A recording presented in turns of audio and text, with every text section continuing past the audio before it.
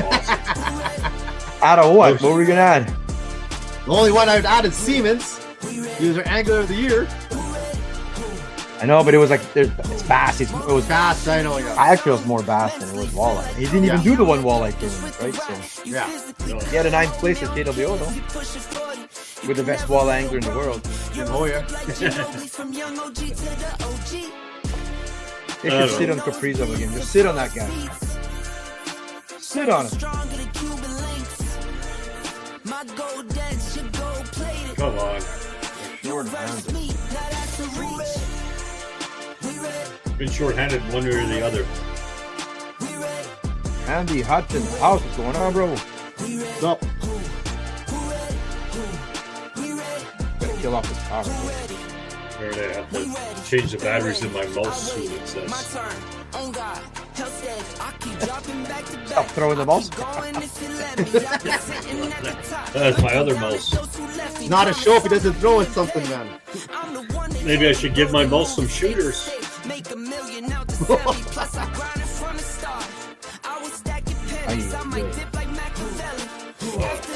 Too much of a headache on Sunday. Going on, Reesmar? What's happening, people? Andrew Piotrowski's in the house. I was talking to Andrew today. He was out looking for ice, so they threw a boat in the water instead. You still go kayaking, man. Yeah, you can. Chicken hunting.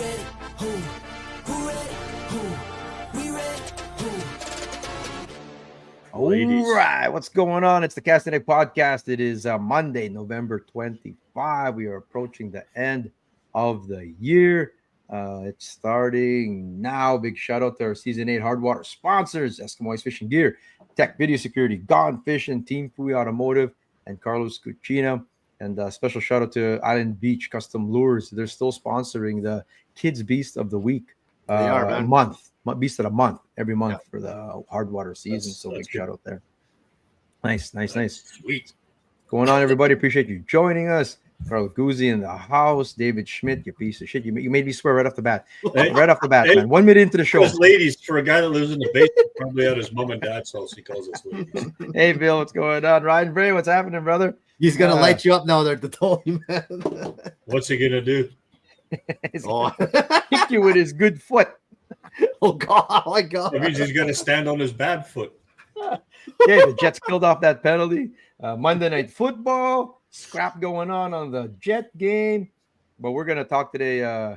Cool stuff here. We're gonna talk the Walleye top 10. We were talking the rankings, so we're doing this week is the Walleye edition. Top 10 competitive anglers in Central Canada. We'll have a good discussion about that. Next week we'll be doing the bass. And a fun one next week, too. We're going to be doing top CDP Nation ranked anglers. CDP Nation. So that could be any one of y'all. I like how he throws that in at us, right? I know. Eh? You all got a week. Last week. You got an week email for that. Think about that, bro. You got a week. We had a week to think about this one. I handed it in like an hour and a half ago. It's just like this afternoon. Hi, Donna Lee. What's going on? Wayne G. What's going on? Crosby fight. Late, bro. That was like how many days ago, brother? Holy. But did he fight again? Because I get 5 points for every Crosby fight. Because I think I have. He better not be fighting again. Chris Guan seems doing a lot. He's good, bro. We're gonna talk about that here for sure, and all kinds of stuff here. But yeah. Let me share the screen. A big shout out to our sponsors once again. Appreciate you guys. Every Monday, if you're new to the show, give us a sub here on Kickerfish. And check out kickerfish.ca. All the info is there about what we're all about and stuff. But every Monday at 8:15 live. If you're watching this after what's going on, it's all archived. You can watch all of these going back to 2017, 2021, I believe, on YouTube back then. But yeah, it's all good to go. If you're watching us live, it's interactive. You can comment, keep it appropriate. I think we banned that one guy last week. Yeah, we had to ban him. Who's going to be next? He annoyed the shit out of me, so I said you're bad. Ask questions, comment, like get your feedback in there. Of course, we'll try to get to. We see most of them. I just don't get to all of them the comment. But yeah, there's Leon. I thought that was for next week. Okay, I've been waiting for yours too. Next week, get your bass one in because Leon's on the panel. We'll talk about that too. He's got to be top 5 break. He says we're gonna have a good talk. What did the Tolly throw just now? We're gonna talk about it. Evening. So Jets on the power play. All right. I'm sorry. I gotta. In the corner of my eye, I'm watching this jet. I went and bought Leon an early Christmas present. No, here we go. What is it? What's that? A bidet. What? A bidet. I'm out. Oh, jeez. Leon knows. But look at this. I'm only. This just tells you how much of a crazy weekend we had. I'm only drinking Sunkist today, man. No alcohol today, brother. Water. You made up for it on that Saturday. Good times, brother. Good times. Oh. You got to do something when there's no ice yet. Although people are catching ice already, so that's pretty good. Some are, yeah. Yeah. We'll talk They about are, that. yeah. Too. We're up north. What's happening, Blake? Oh, Well, look at this. lots out west. They have ice out west. Yeah. Well, on like what's her name? Lake of the Carly Prairies Jeff's son has on ice. Barbie Lake. They were on Barbie. I mean, that's up by the paw, right? Yeah. They're on ice out there already. Although Clear Lake, they're catching them from shore still. Like Clear Lake's open water. Like I said, you could go boat still right now. So in the meantime, we're gonna have some fun episodes the next few weeks here. We'll be talking about all that kind of stuff. We're gonna be ranking the top 10 anglers. In the meantime, we got some news and notes. Make sure you get your permanent ice shacks off the ice soon because they're gonna be ice breaking right away. The deadline's already coming. Make sure you get your stuff off of CIL right away there. Circle that on your calendar. The ice break. Waste of money that is. I know people are asking if that had to go through AIS too. I can't figure out. We talk about this every. I'm not even gonna fucking talk about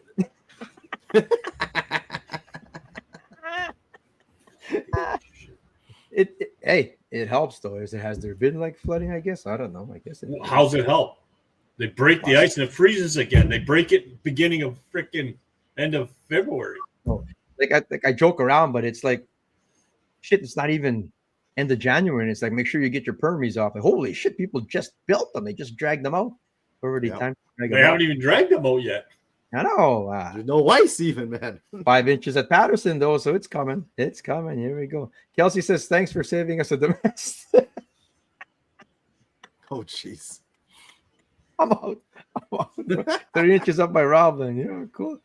Linder is on the ice at Devil's Lake already. Man, it's awesome. You can find some still water. There's ice to be found.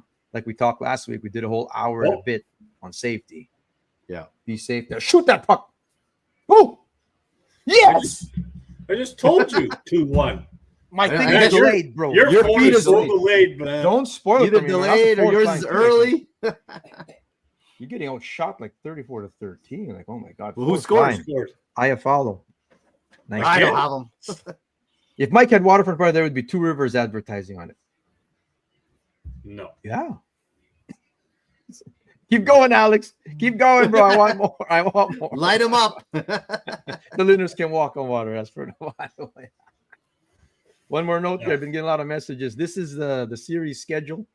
If you're in the tournament, there's 40 teams that are qualified. That is the schedule. Be on the lookout for it there. Keep an eye I out. like that Red River one.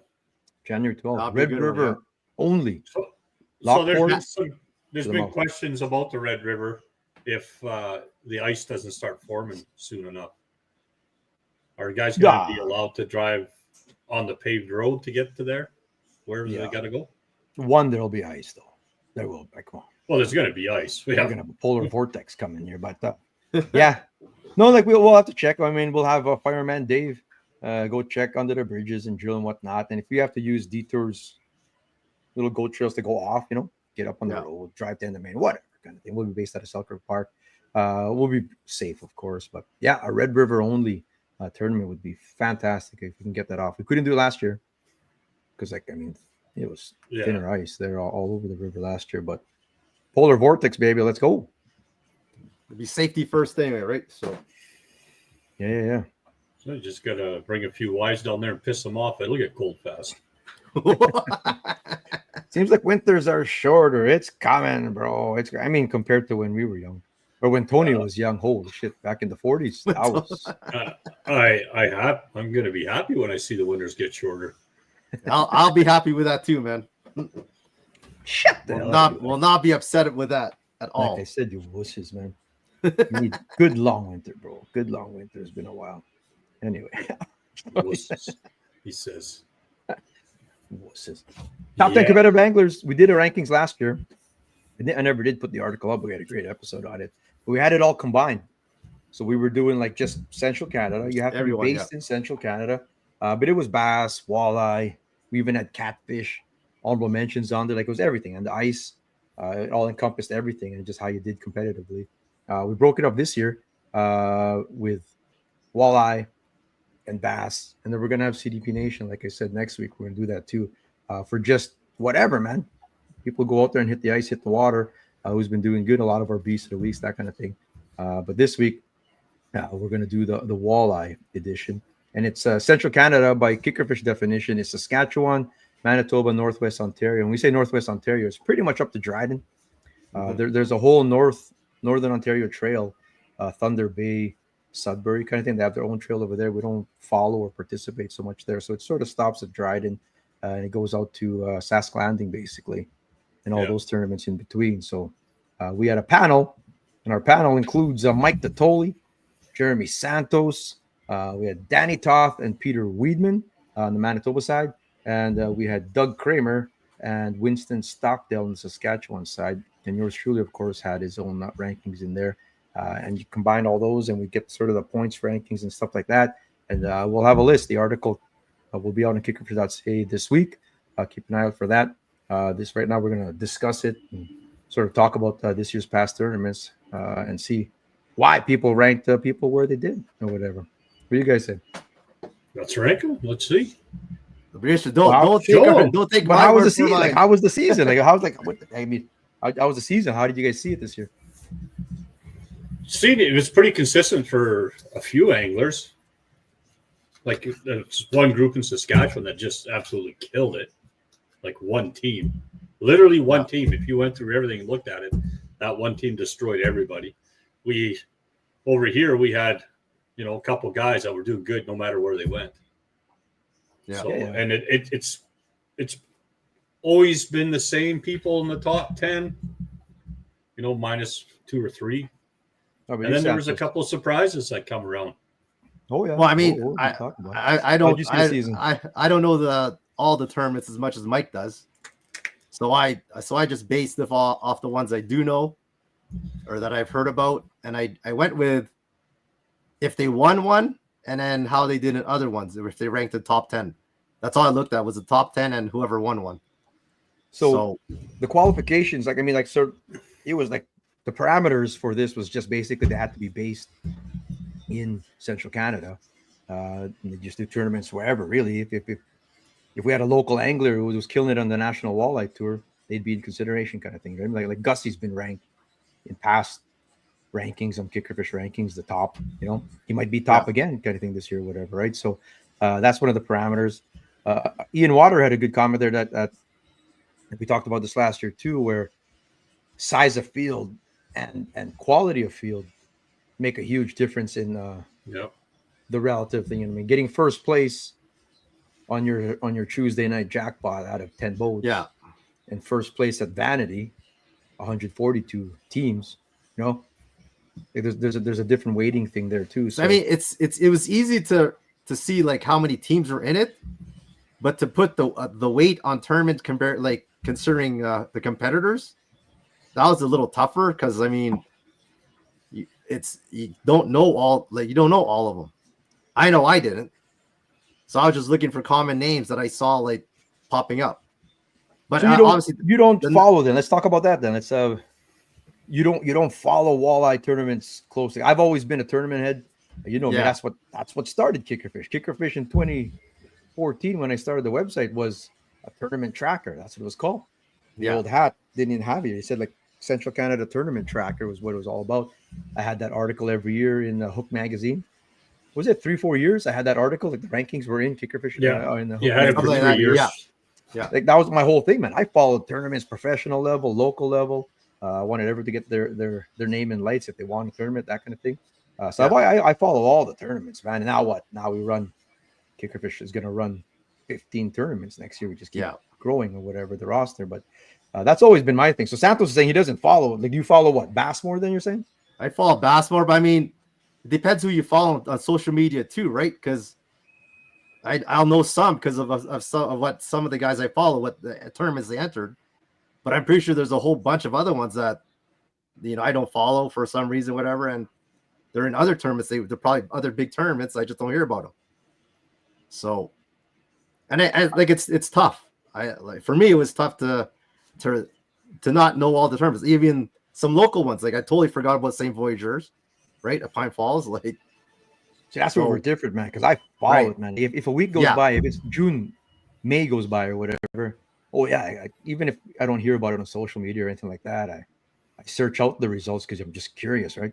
Yeah. Like that these events take place at a certain time. I wonder who on elbow this year kind of thing, and I go look it up and see what the weight was. A lot of time I'm just checking for what the weight was. What was big fish this year? Did any 10-pounders get caught? That kind of thing. Yeah. So for me, keeping up with hard. All the bass tournaments in Ontario is the top one because there's so many of them. And that's another thing. Week. Yeah. Every week there's a tournament, right? Yeah. And it's not one tournament. There's like 3 or 4 every weekend. 3 or 4 going at the same time, right? And so that field gets spread out. Even walleye over there now. Chris Gahn opened my eyes to how many there are out there. Like if you want to chase money, like Northwest Ontario's got a tournament. Like we're not talking Bassland. We always know the Sunset Circuit is huge, and they all obey each other's weekends and stuff. But the walleye tournament was like Ogachi and Peshki, Lac Sul, Sul Lookout is a big tournament, man. That's that catch and kill one. Yeah. But they get anywhere from 80 to 120 boats every year, and you don't really hear too much about it, kind of thing. So there's tournaments everywhere. I mean, there's a Saskatchewan Walleye Trail, of course. There are 4 tournaments, longest running walleye trail in the country, still going strong. Yeah, it's 4 tournaments. They don't have like a championship per se or whatever. They do the points things. Central Walleye Trail, of course, is defunct now and stuff. And the Manitoba ones are hurting. Let's talk about that a bit. You see, doing these standings and you're checking for results and stuff like that. Noticeable drop in the Manitoba events and the size of field. Yeah. Slots, because I don't know. I don't know if it's just because of the slot limit or if it's because of just the money aspect, right?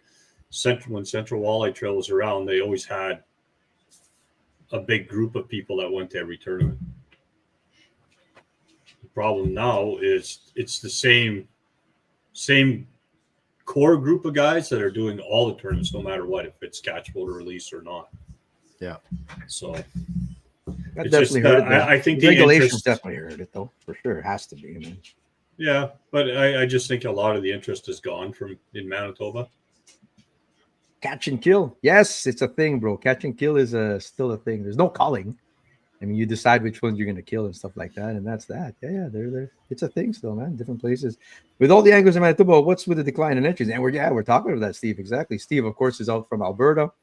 Yeah. His name shows up in some of these lists, actually, Steve. Love to donate to tournaments. Justin is keeping everything alive. He's still donating to all the tournaments. You know what? It's just Tobins are cheap sons of bitches. Mike said, the economy is tough. Like Mike alluded to that a little bit. The regulations here, of course, with changing for 30 years, it's been way tournaments, and then now there's you can't keep big. So there's all these different regulations that people have to wrap their heads around, different formats and stuff like that. So that's hurt it. And you think the stories about guys cheating and stuff like somewhere else would affect, considering the things that have happened here in the fishing community, like where guys are taking money and stuff? You think that may play a role in that too a little bit?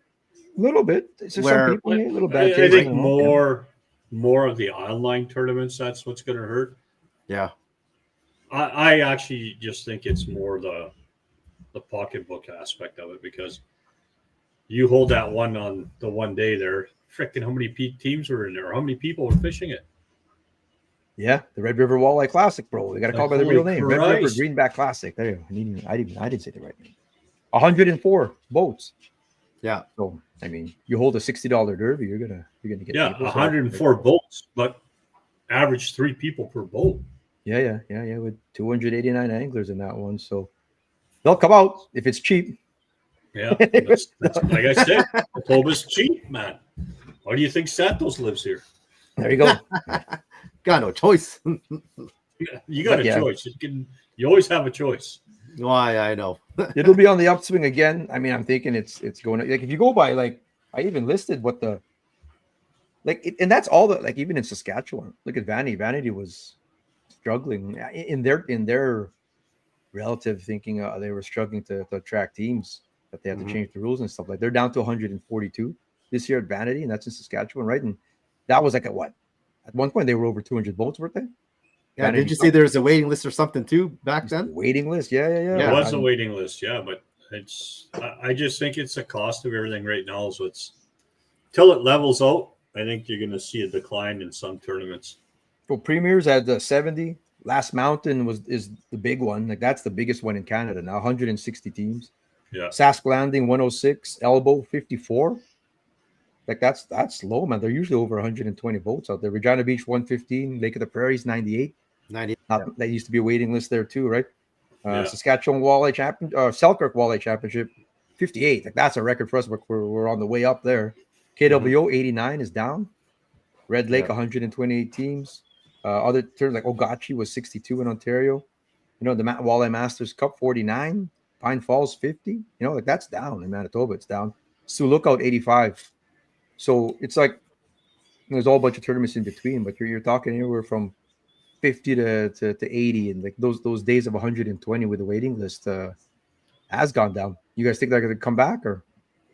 I don't think it's going to come back till it starts. This economy levels off. That's what I was going to say too. Economy has to get better. I think. Christ, you're spending $2 a liter on freaking premium fuel. So tournaments, and then we talk about, we'll keep moving, is tournaments like a luxury. Like I don't think anyone goes into tournaments.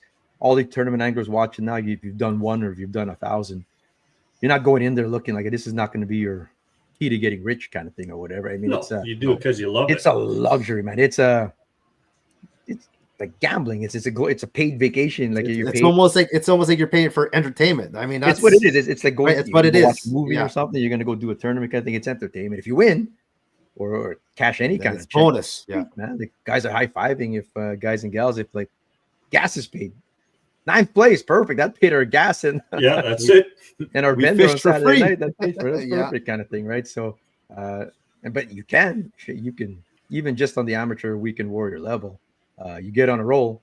That team that won the 3 tournaments on SWT, they were taking down $20,000 checks kind of thing. So you can have a good season, that's for sure. And buy a few more toys. You can, But no one here is pro though. No one's here is professional. That's where stuff like, like kayaks it'll get better. Same with the ice fishing derby. Like the trail is going to get better as far as it goes for the Kickerfish Ice Series. Like that Icebreaker Series will start to take off. Oh yeah. It's not that expensive to do it. No, it's not compared to. You just got to enjoy freezing your ass off. Yep.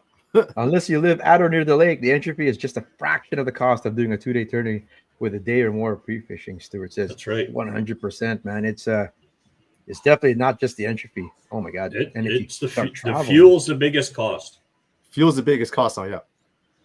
Travel like traveling, right? I used to Central Walleye Trail. I traveled everywhere up to Dryden, all the way to Rafferty, kind of thing, right? Madge Lake. You're doing all of them.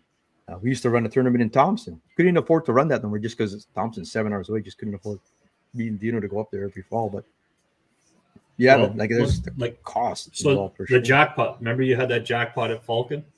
Yeah. So that'll get bigger because it's a small lake. You don't have to run as far. So the small lakes are going to be a little bit better because people don't have to run as far to find fish. Like those 1-day derbies that, like you said, the jackpot and the Selkirk Walleye, whatever one, right? The Red River Greenback Classic. Red River Greenback Classic. You think those would become might be the more go-to ones if they're cheaper and they cost less. Obviously, they cost less to enter, and then you don't need to spend as much on, like you said, fuel if it's a smaller body of water. Like people like to compete, and if you can do it, a little more economically. Why not? Like that big one where those guys cheated? Yeah. Cleveland or whatever, like on Lake Erie? Yeah. That's just the same thing. That's how many they have? They have like 3,000 anglers that join it because it's like a $50 entry kind of thing and like different levels and this and that. It's not that's it. Your pro Walleye Brawl, is that the one? Fall Brawl kind of thing. Yeah. Yeah. They have a bunch of those in the States that you join and then you go fish, and it's almost like an online tournament, but not kind of thing, like in that idea. Well, so like you said, those might become more popular for sure.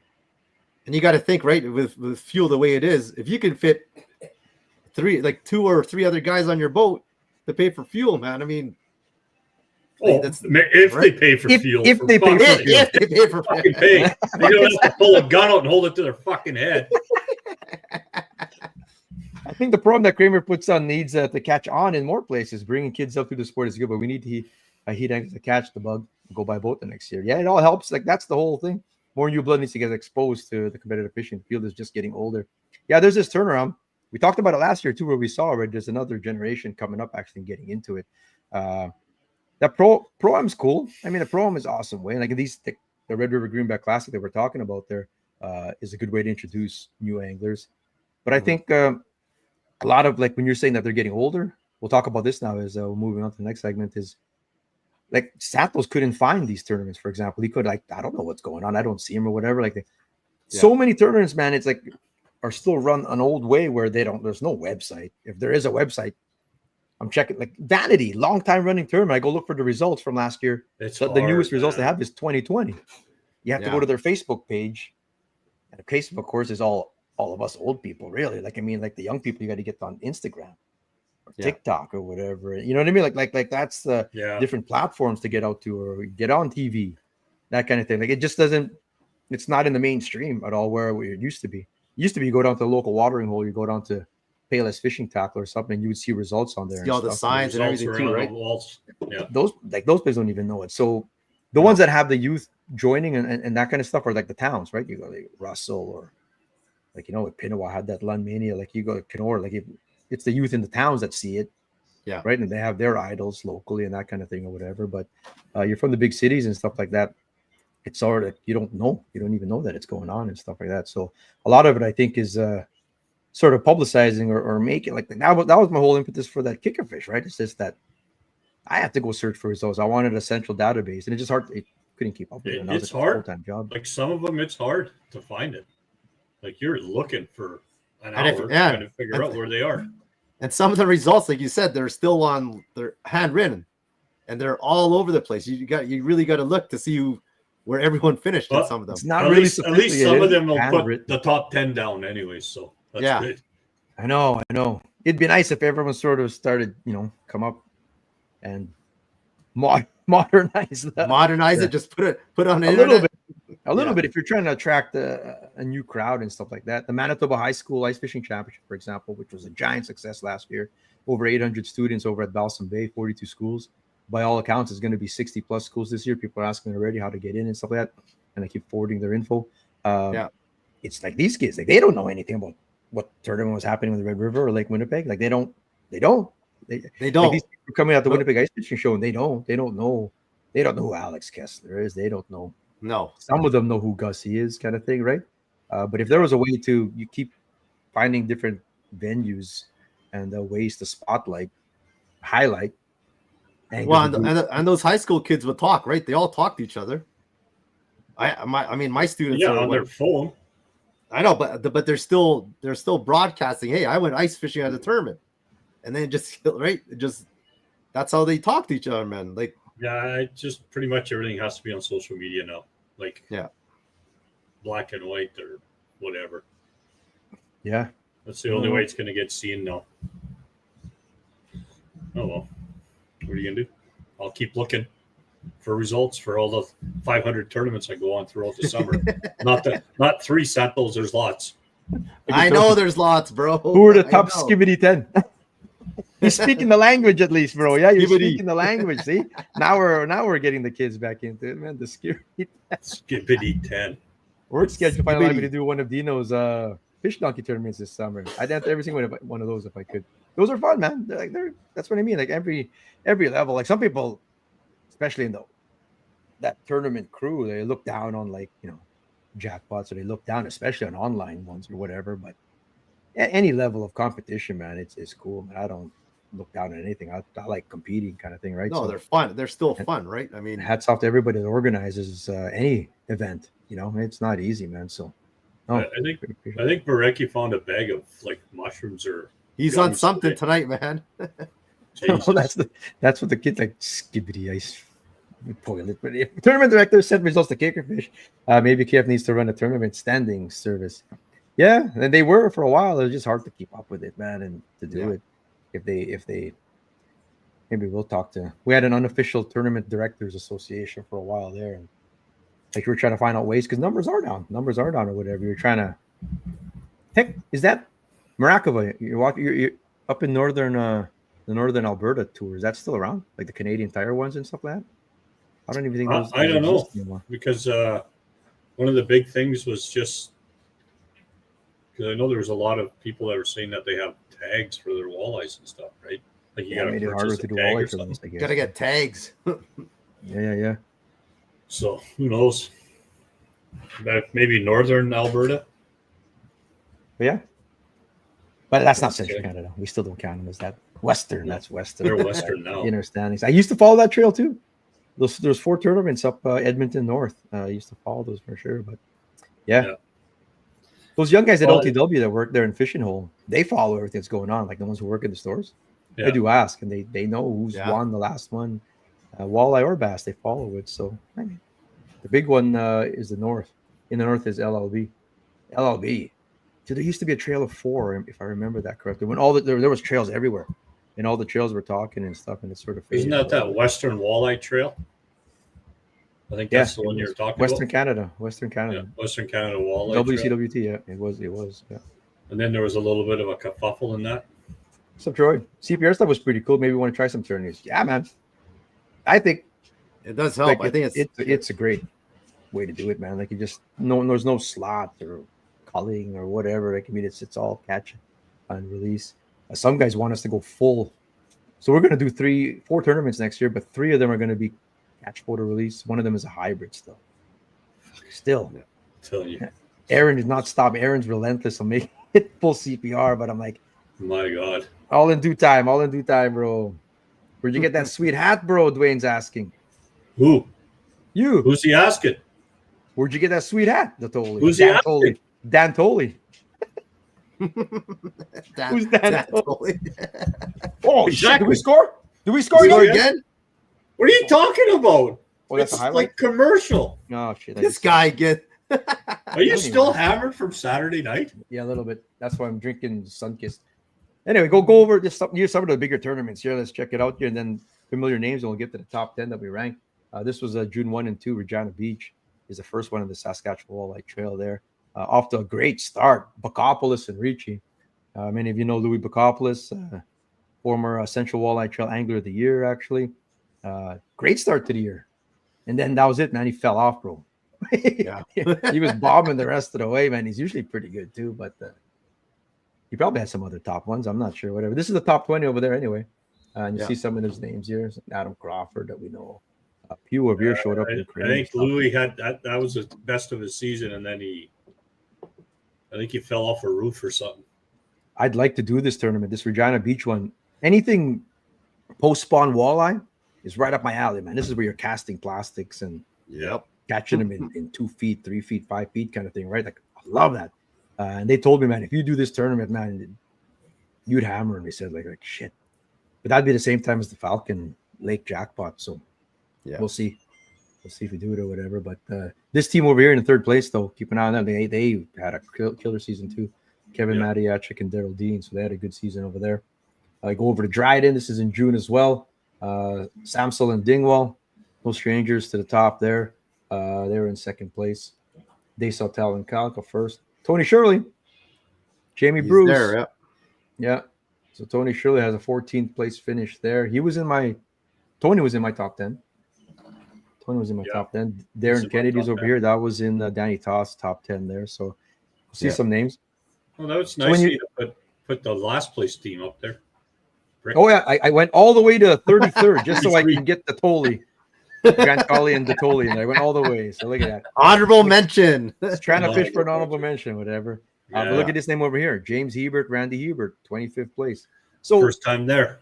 But when you're doing you start ranking, like you're ranking tournaments or whatever. Like even if you post on Facebook the next day or on Instagram, okay, we came in 25th place. Oh wow, big deal. But sometimes you think about it. What was the field this year, Mike? 118.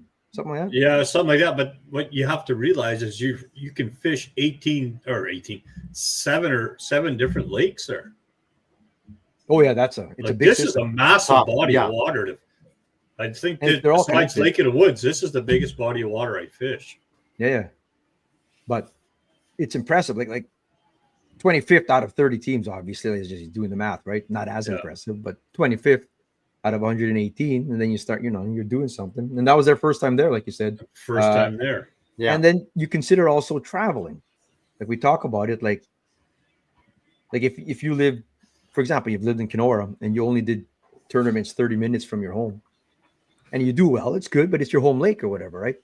But if you went over to that Kenora angler went over to Thunder Bay or went over to Regina and all of a sudden cashed the check or whatever, that's really impressive. You know what I mean? Like, how well do you travel? Go learn a new lake, break it down within a week or less most of the time. Not everyone has 7 days to go practice a lake for a $500 tour. You know what I mean? Like you got 1 day basically, sometimes 2 days. Well, here's the other thing you got to look at too. Is like James Hebert, like I swear to God, his boat maybe does 37, 38 miles an hour, if that. Yeah. And he's gone like he was way back where we were. So you're wasting more time driving. You're considering the size of their equipment too, bro. Oh, Christ! If you lose over an hour of fishing swinging the bigger equipment. If you lose over an hour of fishing time, sometimes that makes a difference. Oh, it does. I mean, like we're talking, that's tournament strategy. But as far as ranking people, I mean, I don't. Just because you put weight into that $1,000 boat. I didn't take that into consideration. No, yeah, you don't take that into consideration. Really, I don't. Wait, but did you put traveling time into consideration too? No. Okay. No, I'm just saying no, but like some I mean that guys do with a small boat. Yeah. Well, so what makes what I'm saying is like the traveling time. Like if we're from Winnipeg and you kick ass all the way to Saskatchewan or all the way at the end of Ontario, you put more weight into that into a tournament. Oh yeah, traveling. Yeah, ranking wise. How well do you travel? You're fishing this body of water that 1 week and only that 1 week. That's it. Yeah. And then you create a pattern, like you're on a pattern now and you do well and you execute. Like, man, like that's impressive.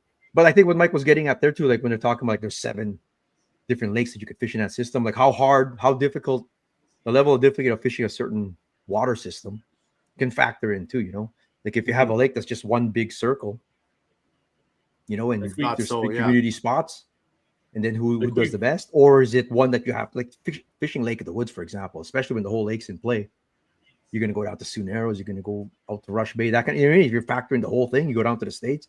That's even more respectable or whatever. Like it's a higher level of difficulty, And they move a lot better too. Like they're there today, gone tomorrow. Like So that factors in too on the lakes and how difficult you could actually it'd be a cool exercise to sort of rank how hard each lake is or whatever. Just like on the pro tours, there's some lakes where what the weights are going to be already. Like they're going to have a hard time getting to 5 bass, or another one where Okeechobee they're going to catch 5 10-pounders, right? You have an idea. So that'd be a cool thing. Diefenbaker's another one here. So this is the first appearance by. They did that first tournament. Sanger and Bouet, they finished in 33rd actually. Yeah. 36th, but that's not that good. Like that's a bomb. Not really. I mean, not when there's 115 boats. You know what I mean? So yeah, it's not a bomb, but they came in first in this one. First of their 3 wins this season. So that's cool. Steve Morakova, there you go. You watch him, brother. 3rd place. He's the one who cashed giant checks for him in the Tamagami last year at Last Mountain, but good start there. Winston Stockdale, he was on the panel. He was on the media panel this year. Up and comer, young kid. Not an up and comer. He won Sask Landing in 2023. And this kid's always forced to be reckoned. Now that's his dad, Jay, who taught him well. But this kid's like, you're talking about like the video game kids and stuff like that. Where are they? This is one of them, man. Winston's going to be something, man. Oh, me and Justin were watching him at the Last Mountain there, fishing the same area. We're just watching him at work. Oh, look, he's sliding off deep. Bro. Wonder why. Sure enough, he's on some not there. Bam, sets the hook or whatever. Oh, he was chasing the fish. Did you see that, man? Hunted, man. 10 minutes to bring that fish in or whatever. So, no, solid stick. Charcoal, if you see this name here, Charcoal, they won Vanity this year. That was the team that won Vanity. So, like people used to talk about before too, is that Brecky spamming my phone now. It's making it buzz, bro. But people used to talk about. I had an article a long time ago about it's not luck. It's like winning a fishing tournament isn't luck. I mean, there's a luck element, of course. But when you start seeing the consistent names at the top, a lot of the time, it's because they're doing something right and they actually are good. There's a reason, yeah. Oh yeah. Some people never really understood what you fish tournaments, so that's weird. That's just bingo every week. Now, no, and they're like, oh, I'm going to practice. Practice? How do you practice fishing? They're all, oh my god, don't get me started. What do you mean? How do you practice fishing? Oh my god. Yep. Look at James Friesen. I'll pick it up. It's too late, bro. See this thing back here, guys? It's part of his studio now. It was sitting in my garage for the longest time, and I'm like, it's getting cold. And Divine wanted to park in the garage again. So it's not leaving, bro. It's done. This is where it lives now. But Friesen, replicas, scan that QR code. He does phenomenal work, brother. Like, look at all. Eric, next week, Eric's going to say those are all his fish he caught, man. I've caught all these, bro. No, I've caught bigger than that. I caught bigger than that. That's a baby, bro. That's a baby. No. Imagine what James and Randy could do with Tony Shirley's boat. Like Dave Sissons, going back to what we were talking about there, like equipment and stuff like that or whatever. Who knows? I mean, maybe sometimes you're just dialed in on your certain system, though. Sometimes, you know what I mean? Because your mindset changes when you can go somewhere in a quicker. It's what it is, man. It's true. It is. It would take. You got to get used to or have a different mindset and stuff. Sometimes not just. I fish completely different in the kayak than I do in the boat. Yeah. No, it's It is, man. It'd be something, though. It'd be something. I mean, I don't know. That'd be cool to look at. KWO is a Kenora Walleye Open. That's a big one in Ontario. They were under 100 this year, though. I think that's 2 years in a row. Hopefully, it comes back. But there was names. Ian Water, like that right up there. Ian Water is on the panel as well on the bass side, anyway. But he had a killer season, man. And I said, feel free to rank yourselves if you see fit, like wherever you see fit. I don't think he ranked himself, man. How can you? No, you got to rank yourself, bro. Come on. But names like Dan Goujon, for example, he's not ranked this year. But Dan Goujon, former winner of Vanity, cashing checks at Last Mountain, Pine Falls, like Dan Goujon did freaking the Red River Greenback Classic last year or whatever. Like, fishes all kind of tournaments. Like, you see these same names. You might not have a killer season. And we'll talk about people who have had a killer season, but I mean, you'll see the same names kind of thing all over the place. If you're not familiar, John Hoyer, arguably the number one ranked walleye angler in the world. Professional level for sure. John Hoyer came up and did the Kenora one, which is great. I mentioned Alex Kessler and Daryl, Hall of Fame team right there. Still cashing checks. But yeah, Tony Shirley again. Look at that. Consistent. James Hebert, this time with Alex. You start seeing sort of the same names. Darren Kennedy had a good season. Mike Davies, another solid stick. Josh Hazel. Good sticks here. Different Dingwall this time up there. But would you get KWO, guys? Oh, it's a tough field, right? I mean, I know you guys didn't like my list, so but I weighted the heaviest one compared to all the other ones. So that's what right? I mean, like I said, I forgot about Vanity Cup and stuff. I mean, KDLBO to me is like the biggest one. I mean, right? So Digdala is a legend too, brother. Yeah, you're right, man. Angled you quite a few times, Brian Digdala. Yeah, no, sure, that's a pretty stoked field that's in there. Like, there's a lot of good anglers in there. Like Jack Hawkins, he's way up at. He usually finishes pretty high up when he's in Dryden, and there he is. He's sitting in 21st there. Yeah, like there's a lot of guys in there. Hawkins got really at the Selkirk Championship, got the cool under pressure. Yeah, because sometimes tell you, man, like especially good sticks, you can have a bad day, but can you figure it out, kind of thing. And James Hebert's notorious for this, man, and Randy. Yeah. Like they could have a down day and they come back the next day and then they tweak what they did wrong. Because you're definitely doing something wrong. Like I had that article before too, where if you aren't catching fish but someone else is, you're doing something wrong. Obviously, like they're gonna bite somewhere every day. They're biting somewhere on the lake. So they figure out what they're doing wrong and then they fix it, man. And if you're able to do that, because I always I bomb lots of days. Mike knows we bomb all the time or whatever. We bomb. Well, this is one tournament that pisses me off because I do good one you day. do good one day, shit the yeah. bed on the next, man. It's If I had right, two yeah. good days, You'd I be might up actually there. do okay. For I do Christ's take sakes. pride in having at least one of the days good. Yeah. And a lot of times, if you bomb the first day or don't do as well as you wanted to, but then the next day you improve or whatever, like you're saying that you learned something or whatever. Like, there's days where I can't get into the overs for whatever. We tweak it. Like, even though you're Yeah. out of it already, the next day, well, I'm going to get a handful of overs. And sure But enough, people get overs the next day, for example. It's just funny how it works. Like one year you'll get all your overs, but your slots suck. It's a 1 over 28. Yeah, With 1 over catch photo 28, release. 3 slots. And then and the slots got way smaller. The slots at KWO are 17 and a half now. That's a giant. Yeah, like but that's mine the were max fat, now. fat little bastards. The ones I Yeah. weighed this year. So sometimes and that too is a good point, Steve. Like you can't compare weights everywhere. Like just seeing sort of weights relatively, it's like you can't. Yeah, Because just like the different rules everywhere and stuff like that. Yeah. Saskatchewan generally, it's you got 2 over. Generally, Yeah. 2 over 23, 2 under or 3 under. and the 28 and over is a catch photo release. It's That one not a too, yeah, live so- weight. Yeah. So Conversion chart. Yeah. Sask Landing, Sanger, Bouet again. Like these guys had a killer season, man. Holy shit, right up there. But look at that. Murakova, 4th again. Like, you know what I mean? He's always up there, always contending. And that's Yeah. and that's only by £1.25, like from winning. So Steve had a good season, man, for sure. And you start seeing like here, Digdal, we just talked about Digdal right over here, 11th place. You know, you start seeing the same names, especially in Saskatchewan. You'll see a lot of like Kushnirik. You'll see that name, you know, like Schlosser, like these guys. but it's the same group Consistent. that will fish all 4 tournaments. Mm-hmm. Well, yeah. I mean, if you had an organized trail, Winston made comment that we don't have an organized trail in Manitoba anymore. He's a young kid, man. He's actually too young to know about the Central Walleye Trail, if you can believe that or whatever. Like, he doesn't Not young, No. eh?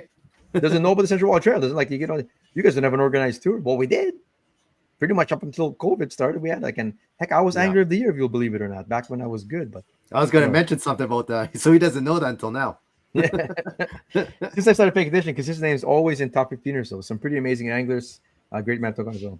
It's true though, and that's why I like giving props, like doing rankings and stuff like that, because you like to shout out people who had great seasons, man. That consistency, because it's not easy, man. You do 7 tournaments in a season, man. If you're cashing checks, if you're in the top first page, even just being on the first page for 7 tournaments is an accomplishment. When you say first page, everything used to be on paper. Heck, most of the tournaments still are paper, man. Some are still paper, Saturday- man. yeah. Yeah. Saturday dinner, they hand the papers out, right? And then you Yeah. check it. Like, hopefully, I'm in the top 50 teams. That way, I'm on the first page. If you're on second page, it's straight to the bar kind of thing or whatever. But that's me in Lake Trout tournament. First day, shits, missing, losing them. Then get all my inches second day every time. Pull in Yeah. 2 days together. It 2 never days fails, together, right? brother. Yeah. Yeah, man. And that's why we always late. Remember, Mike said like the downfall of 1 day tournaments have sort of faded away. It'd be nice to see him come back, but we always said 2 day tournaments is like way more respectable, or there's more weight in cashing a check on a 2 day tournament because it takes away more of that fluky good day. Yeah, element. and Yeah. it takes that luck factor away, right? So But I mean, you still notice the same names, right? Like at the top for the most part, even if it's just a 1 day thing. You still, yeah, like, you're you still always see going to common notice names, that right? there's always that group of 5 or 6 anglers that are always seem to be up in the top 15. Yeah. Some tournaments, if you look at the weights, like Simpson's saying here, you're only like 1 or 2 good fish away from getting a good placement. I always check too, like what the spread is. Yeah, Sometimes it's tight, man. Top 70 teams are within 2 pounds. You know what I mean? Like Yeah. it's just depending on the rules of the tournament, it's almost like you're 1 or 2 fish away or whatever kind of thing. So you see how Yeah. tight it was, and that usually tells you if the fishing was good or not and stuff. And some days you can get a really like if it's tough fishing, you'll still get 5-10% of the field that are going to hammer them right time, right place kind of thing, or just their technique was working. But like that never fails either. We've talked about this many times, but it doesn't matter if it's the shittiest, hardest fishing ever. If you have enough teams out there, enough anglers, someone's going to be on top. someone's going to find them. Someone's gonna Somebody be always catching them, finds right? them. True, man. Someone's always catching. Yeah. And that's like Like hats off, you man. often go back to the boat launch for the weigh-in or something, and you're just like, Oh, hopefully everybody else had a hard time. Bombed. All of a sudden, Yeah. Then you're like, holy Christ, where was I on a different planet? Well, that's how me and Eric are. Hey, if we're catching good, it's like I'm sure everyone else is catching. We good learned too, that lesson. That happened too many times. We hammered them, bro. Oh my god, high five! Yep. We've already spent the checks. We get over there. You get in. Holy smokes! Everyone hammered them. I know. That's what I tell my kid. Hey, if we're doing this good, so is everybody else. I know. I learned that, man. That's yes. Yeah. Every once in a while, though, for those of us on the panel that have won a tournament, for those of us on the panel who have won a tournament, sometimes all the stars align, and then you think that everyone's caught them, but then you see the weights. You start taking averages. I mean, you do enough tournaments. Everyone who's listening who does tournaments, you listen to the loudspeaker, and you start forming. You need to hear like 5, 6, 7 weights, and you have an idea how the day was. Yeah, and if you're above that, holy shit, we might be okay actually. Yeah. But if that average weight, you hear 4 weights in a row, all above yours, and all above yours, you're going, shit, we're gonna be the bottom. Yeah. We're at the bottom 10 this year. Yeah, you're just praying to be in the middle. Yeah, man. This name here, Brandon Cam. This is the Northwest Ontario tournament, Sioux Lookout, Walleye weekend, big event. This is the one Tony Shirley has won many times. Where did he finish this year? Tore it down. I included him and Paul at the bottom here, but Tony's won this many times. And this is big money actually. But there's a couple names here. There's JP. He runs KWO actually. But Alex Finlayson won the Lund tournament trail when we had that 2018. He was the last one to win it. And then Brandon Cam was ranked. I'll never forget it. When I did the Kickerfish rankings, I ranked Brandon Cam like 8th one year. And Jamie Bruce was losing his mind. Losing his mind, bro. Cam? Seriously? Cam? I need to be on this panel. He says, like, why? He had a good season. I'm defending it, right? Like his is it this? And you've debated. Like he came in 17th here, 4th place there. No. He's all no. He's like, I still remember. And Cam was on my honorable mentions because he had another top finish at Red Lake. So I think it was 2nd over there. Yeah. So, I mean, he had a good season. Like shit. And that's a consistent angler. Like when's the last time that Lund Trail happened? That was way back. Premiers is down. They used to be well over 100 anglers too. It was only Premiers. Yeah, was only they used to be way 70? up there too. Yeah. I'm saying it's the economy, man. That's what it is. It's happening all over the place, eh? It's like it's not just people to go do a tournament now. It's like a couple of grand a weekend. Well, especially if your tournament depends on travelers, right? Yeah. So it depends on people traveling. It's harder to get there, right? Kind of thing. Chris Gondo, 2nd place with Graham Edwards. And this one, wow. For a place he's never fished before either, right? Yeah. First time. So that was when I saw that result. Holy shit, man, that's pretty good, bro. There's Brian Digdala again. You start seeing same names kind of thing. So you start checking standings, and every year, like year over year over year. And the one thing also is Glenn Bowby. Like as I was going through him, I would catch his name. Like he's in the top 10 there. He's been in the top 20 quite a bit. He's just consistent, and then sometimes Bowby all of a sudden, will win or something like that. But he's definitely consistent. He's always there, man. Yeah, cool stuff there. Chris Gahn took down some cash. Little blurry on this one here, but I was saying Brandon Cam won it actually. Brandon Cam and Curtis, they won Red Lake this year. And Red Lake's a big one, man. You go like, oh, I've never heard of it or whatever. I fished it a couple times. Mike's done it many times. Yeah. That's 120 teams waiting list too, back in the day anyway. So big tournament. Day Sautel and some common names on that one, Yeah, did they win or they won Dryden this year? Yes. They won Dryden, They won Dryden, didn't they? Yeah. Yep. Yeah, those young kids across the stage. Yeah. These are young kids. Like we're talking about the next generation. Like I don't think one of them drives, for Christ's sakes. They're like, I think they're 17, 18 or something like that. Like young kids had a great season. And that encourages them to like keep traveling, right? Yeah. Let's go try over here. Let's go try over there. And maybe we'll do a Manitoba tournament next year or whatever, right? So that's what you want to see. I love seeing that. You love to see everybody still fishing, but there's Peter and Jerry, by the way. They've done this for years. That's why we did this tournament a few times, me and Bobby, because of these two. Because of consistent those two, team, man. Consistent team. Consistency of cashing checks at Vanity and stuff like that. So you see all the same names a lot of times. So that's cool, man. Yeah, for them. Like they cash checks there. They also cash checks Leggett of Woods tournament, KWO. Yeah, year over year.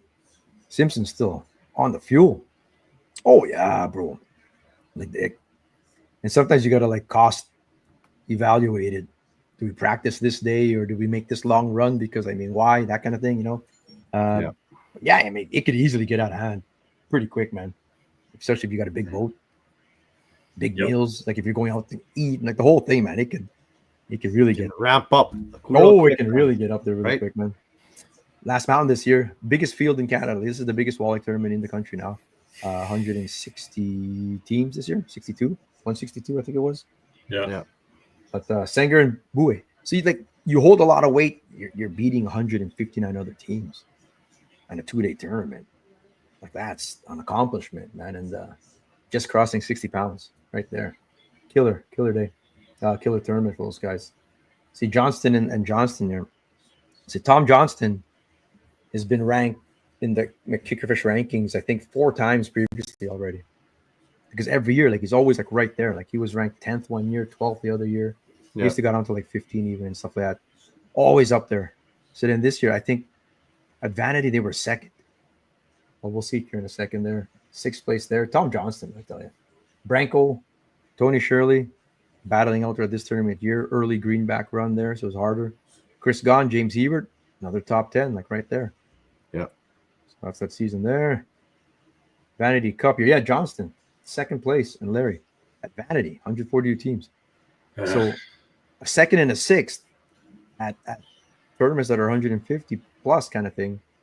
It's impressive, man. Impressive for sure. And Gahn got 12th again, eh? Chris Gahn, bro. Traveling. Yeah. Traveling, fishing new water. 3 provinces. Shit. That's, you want to go back and change your rankings, don't you, Santos? Well, we're going to see it in a second. James Hebert, Randy Hebert, took down Pine Falls. Nice work. I wish Cody Sears a good stick, man. I wish he would do more tournaments. Yeah, he should do more tournaments. He's a good Don't worry, he'll be doing Lac Davani. Jake Coffey out of North Dakota, National Walleye Tour. Cashing checks. He's arguably top 25 on the National Walleye Tour. Comes up and fishes Pine Falls every year. 3rd place. They had 1st place sort of locked. They bombed a bit on the 2nd day there. But still, Branko with another top 10. They're defending champs, him and Dario from the year before. John Guzzi had a sneaky good season this year, actually. He did, yeah. Guzzi did, yeah. Just quietly in top 10s. Of course, he's a Hall of Famer. Won many tournaments right there. Yes. I had to sneak in Eric Labolpa here and Justin Serla in 25th. There you go. Top 25, bro. You're only good if you're in the top 25. So only top. That's what we're gonna see. If you guys finish 35, top 35. Top 35. See, and this is the one tournament that Chris, this one and the next one, where Chris had a rough go. Pine Falls? Oh no. Let me show Pine Falls. No. Pine Falls, but let me show the Kickerfish one. The Kickerfish one. I don't think Chris Gahn. I was actually surprised you didn't show it. Well, I forgot. Shit. To remind me, I didn't make slides for it, but everything's on Kickerfish. I was talking about that. Kickerfish.ca. I'll try and get other tournaments up there. I should be doing that again, I think. I like promoting other tournaments and getting the fields back up again and people doing it. But this one, we rescued the tournament kind of thing. It was canceled, so we just did our own jackpot. James and Randy Hebert still won, though. John Guzzi, 3rd place over here. Hayden Martin on the bass side. Last year, he was ranked last year. Not so good this year. Busy getting married and stuff like that. But Eric Labolpa, National Open, 10th place. Small tournament. 21 teams. The 22nd team wasn't allowed on the water because of AIS. But there's that. And then there's a Selker Championship too. Final standings there. Tony Shirley, Jeff Lauren, 1st place. Should clear that up a bit over here. And Stooners, they come in 2nd. Yeah, Teddy Stooner was in lots of people's rankings. The Heberts came in 7th. He had a quiet thing there. The Heberts there. So look at that. This is what I talk about. First day, that's a bomb, right? Yeah, it's a bomb. If people are getting 25, 30 pounds, you bomb 15. Next day, 35. We got something to tweak. And they did. And this is they consider their home water. Like they're Red River. They tweaked it already. I got to watch a couple of them come in. Yeah. The Branko and Danny, oh man, just fell down. There's more competition on the 2nd day. They got crowded. They started throwing off their game a bit on day 2 there. And I had one fish that got DQ'd, actually. They should have moved up a little bit there. One fish didn't count. But yeah. And this tournament is just going to grow, I think, too, man. This tournament's going like, look at that, with 58 teams. Yeah, it'll grow. I'll get more, man. If anyone wondered about, catch photo release, that like half the teams here are trying it again for the first time just to see, like, they liked it, man. They'll be back kind of thing. It's good. Hopefully. And it opens up to more people, right? You don't need a live or anything, man. No, just not at all. Gotta just know how to take pictures and videos. That's it. So, hey, John, what stats do you use to determine your upcoming rankings? Like, we're ranking it right now. Like we said, everything we've just been talking about for the past hour is just, I don't know. What's the word for it when it's just your own? Know. It's just in different mind. Like, I have a different way of ranking. Yeah. Eric has his way, and I have my way. And then you have to sort of back it up, which brings us to Santos. How did you rank Ian Water and Modi number one on the walleye side, bro? Because I can see them being number one. Because like I said, I mean, the KWO is the biggest one to me, right? That's why I did it. I think you need to pay attention a little more. Well, yes, I realize that. I'm just saying, but that's why I put him up there. Maybe if you showed up for more podcasts, you know what would happen. Yeah. Would I switch it now? I would pick Chris Gone. Yes. Well, sure you would, because we opened your eyes. But thing is, I was already thinking he's one of the top. Like, it's not.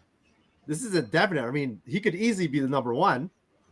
Right. He's not even on my list. He didn't even make the honorable mention on my list, bro. Who? Chris Gone? Oh no. Well, I thought you were talking about Water and Demers. Right. Like. No. Oh, Chris Gone. Yeah, I had him at number one. They totally had him at number one there. You had James and Randy in second, bro. Good on Tolly's list there. Branko in third. Okay, so here's why I got James and Randy on second. They actually fished 3 different provinces. Right? So they're not just fishing the exact same body of water every time. Yeah. And that would be the one knock on Senger and Bouet. Yeah. I would say, I mean, they're fishing these waters that they've done the tournaments for 27 years now, like exaggerating probably, but I mean, you know what I mean? Like a couple of tournaments are on the same body of water, even just a different section. So if they would travel, may hold a little more weight kind of thing. But they had a killer season. Shit. Those guys had a killer season, bro. They did have, to win 3 out of 4 tournaments. Yeah. Big fields. Yeah. I mean, that's a good season for sure. So you had Branko up there. I had Branko in here too in mine. Santos had Branko as well with Danny Toth. I had Tony. Guzzi, like I said, had a sneaky good season. That was great there. And you had Teddy Stooner as well. Teddy had a great season, man. And that's just an average season. And I lost my number 4 somewhere in my sheet. Mike could only get to 9. He didn't even 9. I was gonna say, where's your 10? Anyway, I put Jeff Lauren, honorable mention, I put in there because he was right there. He was partnered with Tony, partnered with Branko in tournaments. Yeah. He's right there too. Winston Stockdale, like honorable mention, I said as well. Follow up a good season. So like Santos just put Owen Smart. They won Lake of the Prairies. Yeah. But that was it, man. I never saw their name the rest of the I know, but that's right. Those are tournaments. You can't go just by one tournament that they won. You kind of got to look at everything. Santos going to work harder on the next rankings for next week. Put it this way: you're gonna try on the next one. I already had it in my. Well, then you're gonna fucking redo it, man. If it's like this too, man. Well, you can look at it. You can look at it. Oh, that guy won on Fort White, so I'm gonna rank him 5th in the country right now. Jesus Christ. No Alberta love on the list. Come on, fish our CPRs, boys. Typically 40 pounds a day to cash a check. I hear you, bro. That Southern Trail actually on that side. Dan Davies keeps telling me all about it and stuff like that. It's just not our Central Canada thing. Maybe we should expand it because we got lots of love in Alberta for the show and stuff like that. So we appreciate everybody out there, man. So we might have to expand we've never traveled there, like to fish, don't know much about the stuff going on, but we should probably start like this Alberta Ice Fishing League thingy that keeps spamming our page. Maybe I have to learn more about it and stuff. We may have to, yeah. Colby was just starting out when I knew him. Great to see his dad taught him well. Colby, like Matty Atchik, he was leading Saskatchewan Walleye Trail after the 3 tournaments, going into the last as Angler of the Year. Like Colby had a killer season, bro. I'll look at the Kramer and Stockdale. These guys are actually in Saskatchewan. Kramer and Stockdale, Regina based. So Winston said that a lot of his was sort of based around Regina anglers. He doesn't know much about Manitoba or Ontario. But for Chris Gaughan's name to be up there shows that means a lot, right? Gone made some waves going over into Saskatchewan, kind of, you know what I mean? So his name's up there He too. did good in both tournaments that he was there, right? Yeah, definitely. so. So. And Marakova over from, like I said, I should have had Marakova on, sort of maybe sneaking into my bottom there. I would think bottom of the list there. So if I had to finalize it, you want to have the final list. This is sort of our preliminary submissions here, what we thought about it here. Matty Atcheks for both of him there. Dermody, Tom Johnston up there too, just like Kramer. I had Tom Johnston my second. He had him in his second place there. Kramer did. Kramer, of course, runs the Last Mountain Fall Walleye Classic, and him and what's his son's name there? They got the 31-incher, big fish of the tournament of the Selkirk Walleye Championship. Nice. I don't know his son's name. No, not at all. How would you not know? We drink with them all the time when we go to Last Mountain. I'm not going until. Dude, I drink with a lot of people and I don't remember their names. What's his name again? Eric's thinking, man. Look at him. He's posing. Well, why don't you just go back to some of the standings and you'll know? Oh shit! Good idea. Fuck it. No, we're going back. We're not leaving. I'm remembering it. Dude. They were down there somewhere though. They had one big fish. I know that. Where are they? I passed them. Louis Bacopoulos. Look, Chris Gahn. So people like Chris Gahn is my number one, but bombed. I mean, like even you could have a really good tournament, you could still bomb, man. You know what I mean? Like, and you're doing lots. Like, how many tournaments did he do this year? He did a whole bunch, man. Dylan Silkachov. Sorry, bro. I was not going to stop to remember Dylan's name. Shit, man. Hey, Mike, so I have no idea. You said his son. Well, son-in-law, whatever. What the fuck you want to call it, man? I don't know. Well, who caught the 31-inch with him? Who else fished with him at a tournament? Go back. Yeah, you didn't say Kramer.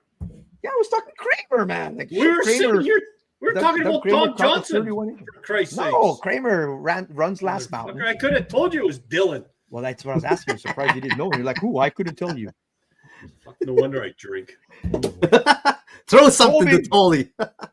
And like these are the same names that you see in Saskatchewan side anyway. So that's what they have there. For the Manitoba guys, Danny Toth, Hall of Famer up here, arguably, and Peter Weedman, of course. Rapala Pro. Peter Weedman goes, I'd rather be on the list, bro. Maybe next year, he says. But he ranked, Toth ranked his partner, Branko, Tony, Ted, Chris Gahn, Jeff Lauren, Goozy, Darren Kenny on Terry side, Jamie Bruce, Kuchek, and Mike Davey. And Weedman had Bue Sanger, number one, Chris Gahn. So that was very consistent with the Hebers right there.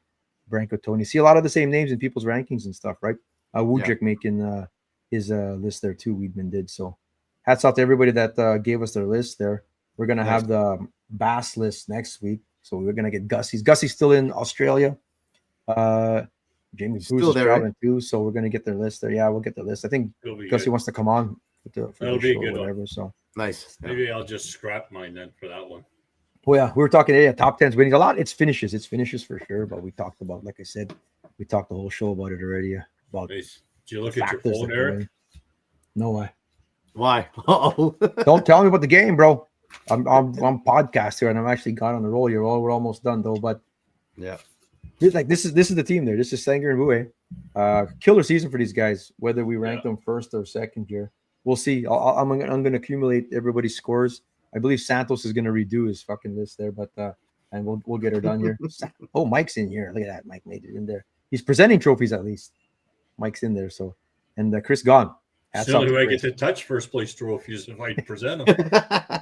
Chris Gahn had a killer season, man. He's a top stick, but he went hard in the tournament trail this year, like really hard this year.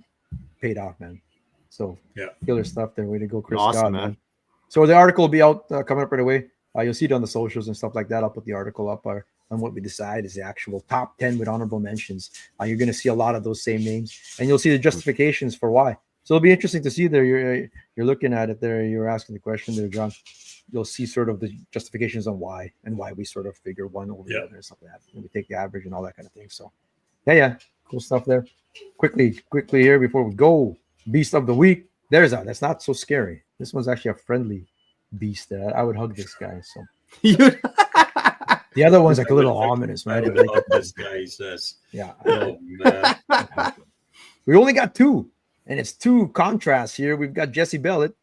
This guy's on my list for CDP Nation top ranked anglers. I mean, he's got to be, man. This guy's fishing He is, man. Fish He's is probably everything. got 70 species this year. And here's another 3 in the books there: a grass carp, a tilapia, and a gila trout. Like, geez, man, he's down in Arizona right now. They visit there pretty much every year, kind of thing, and he's down there fishing, of course, urban fishing. Killer, man. That's cool, man. And then the other end of the spectrum, we got Blake, who's already tiptoeing out on ice on West. Ice, yeah. Looking for ice. Found a little bit. I think he got this off the dock actually because it was sketchy. But guys have been ice fishing, man. Like I saw Mike fish catcher there. He had 2 jawjackers. That's right. Yeah. Yeah, like then right a muskrat came by or something. Muskrat. Yeah. Oh, close. Almost. A muskrat. Yeah. Those are the 2 beasts of the week. Whatever. They'll both go into the consideration then, I guess. One for ice and one for open water. Yeah. I like it. Yeah. I like it. That's what I say for sure, bro. Yeah. Well, keep an eye out for that, brother. It's Blake. We got both, bro. Both. Both can go. Yeah. Yeah. I even had videos that we were going to talk about here, but that was a good discussion. I think I'm going to watch the show again. You know me, I'm going to watch the show again. I'm going to make my. And then he's going to give us shit because we. Yeah. There was a 3 second of dead air there. How come you guys didn't jump in? You guys could have said this. You guys. I'm gonna end it on this video though. This I found a mic proof rod. We're gonna buy it for Christmas. Come on.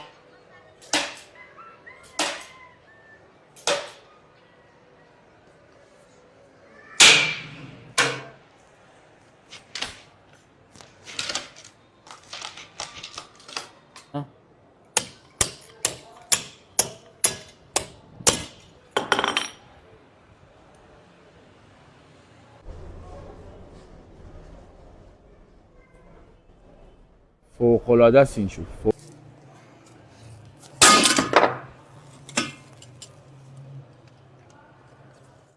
That's a typical day in the boat with Mike. Those 2 wig nuts couldn't break a rod if you fucking gave them a hacksaw. The toy would get still that break Give me it. that rod. I'll break it. The toy would still break it, man. Probably I still. will break it. Big shout out to our sponsors. Next week we've got a new segment. It's the Eskimo ice fishing gear tip of the week, is what we're doing. So we're gonna start our tips going. There's no real tips. There's nothing going on right now, man. Although it's snowing pretty good out here, so hopefully. It's snowing. Yep. Is it snowing? Yeah.